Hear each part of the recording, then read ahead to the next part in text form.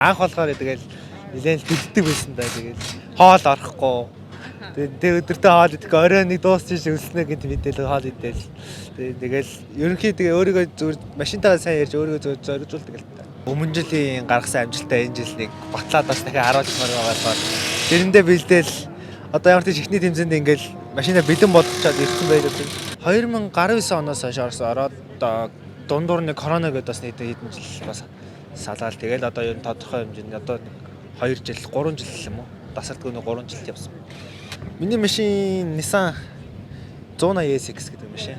Одоо Японы одоо дрифт дундаа ерөнхий одоо SJS гэдэг хоёр алхтай машинууд дундаа ордог байхгүй. Жог дрифтгээд амар эвтэйхэн хөнгөн гүзүүн өгөн тийм. Тэгэл дрифтлж явхад амар ингээд урагшаа тэмүүлж явдаг болохоо надад амар гоё таалагддаг. Надаас илүү бүр хоббитэй. Тий. Намайг ингээ бүр ингээ бэлт чи одоо машинаа явж бэлт машинаа л бэлдэг гэсэн өөрийгөө бэлт машинаа бэлт. Тэгэл намайг одоо бай ингээ зурагтаар харна эсвэл нөгөө нэг интернет видеогоор харна яач уу чи юу болсон гэдэг эсвэл өөрөөсөө ингээ нууцаар хүрээд ир зүгдсэн сууж идэг байхгүй.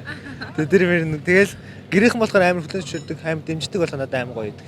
Нэгт бол угаасаа хобби автомашины хоббитэй тэгээд тэрийгээ дагаад за яг дрифтлэн гэдэг чинь одоо ямар спортын гэдэг нэг талаас хараад машиныг яаж явуул яаж бэлдвэл ямар гоё явдаг гэдэг яг зөвхөн өөртөө тааруулж одоо машиныг одоо хувь хүн өөртөө тааруулж бэлдэх байхгүй.